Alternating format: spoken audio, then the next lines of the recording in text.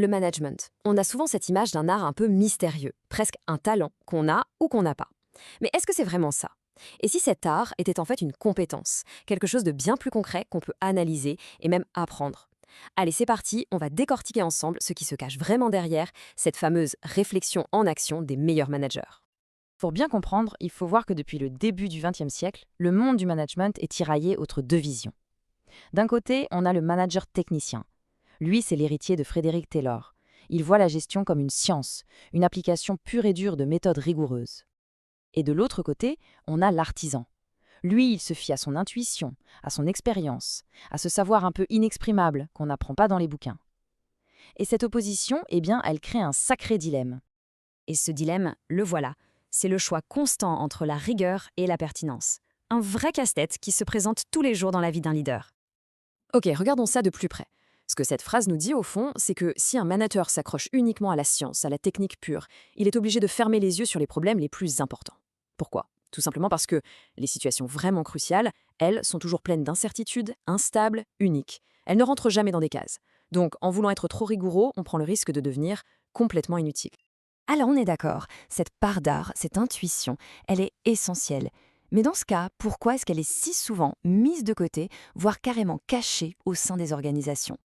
En fait, il y a plusieurs barrières. La première, elle est interne. Les managers eux-mêmes, ils prennent rarement le temps de réfléchir à leur façon de réfléchir. Du coup, leur art reste un truc un peu privé, presque secret. Mais les obstacles les plus forts, ils sont externes. Ils sont systémiques. C'est ce qu'on appelle les jeux de l'organisation.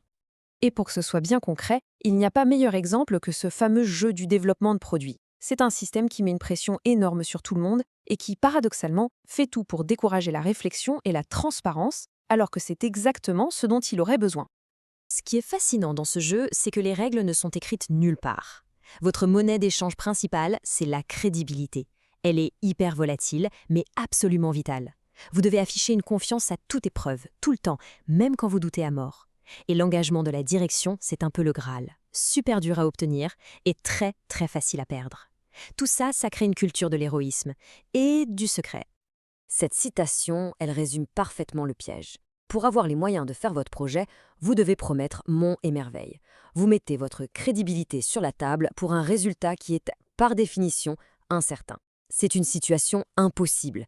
Vous ne pouvez pas gagner si vous ne jouez pas, mais si vous jouez, vous prenez un risque personnel énorme. Et le résultat de tout ça, on cache les problèmes sous le tapis le plus longtemps possible. Le point clé, ici, c'est de comprendre que ce comportement est guidé par ce que les psychologues appellent des théories en usage. Ce sont des sortes de règles mentales inconscientes qui nous poussent à agir. Chacun cherche à protéger ses propres objectifs, à éviter l'échec coûte que coûte, et donc, logiquement, à garder pour soi les mauvaises nouvelles. Le système tout entier est bâti pour empêcher la vérité de faire surface. Bon, le tableau a l'air un peu noir, je vous l'accorde, mais alors, est-ce que tout est perdu? Pas du tout. Heureusement, la réflexion, ce n'est pas un don du ciel. C'est une pratique qui peut être activée et même entraînée. Voyons un peu comment. Alors, comment on allume cet interrupteur de la réflexion? Il y a 3 grands déclencheurs. D'abord, l'incertitude.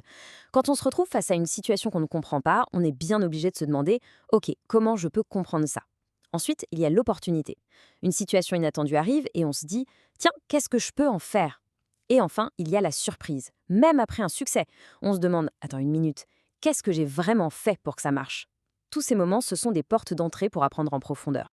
Et quand un de ces déclencheurs s'active, le manager entre dans ce qu'on peut appeler une conversation réflexive avec la situation.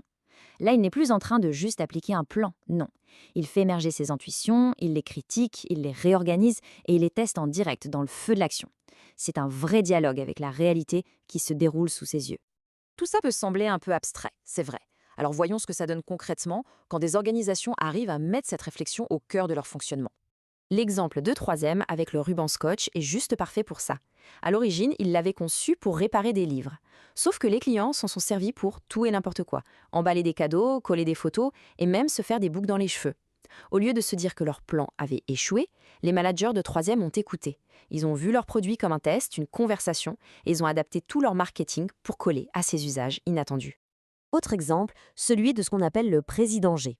Il faisait face à des retards de production, et chacun avait sa propre version de l'histoire, le fameux effet Rashomon.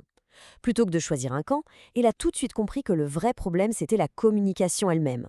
Alors il a mis en place un processus où tous les acteurs clés ont été obligés de réfléchir ensemble pour trouver la cause du problème et le résoudre collectivement. Qu'est-ce que ces exemples nous apprennent? En gros, 3 choses. Premièrement, la cible est une variable. Il faut accepter de redéfinir ses objectifs en cours de route. Deuxièmement, le développement, c'est un jeu stratégique où il faut anticiper les coûts de la concurrence. Et troisièmement, le plus important, il faut maintenir la dialectique en mouvement, c'est-à-dire faire remonter les conflits d'opinion à la surface et s'en servir comme d'un moteur pour apprendre.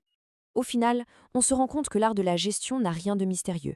C'est la capacité de mener une enquête rigoureuse, presque scientifique, mais en pleine action. C'est une science pratique qui construit des réponses uniques pour des situations uniques et qui n'a surtout pas peur de remettre en question ses propres certitudes. Et tout ça, ça nous amène à la question finale. Une question à vous poser sur votre propre lieu de travail. Pensez aux jeux internes, aux règles non dites, aux pressions cachées. Est-ce que votre organisation, comme tant d'autres, n'est pas devenue une sorte de maladie qui s'immunise elle-même contre toute tentative de guérison en empêchant justement la réflexion qui pourrait la sauver? Je vous laisse là-dessus.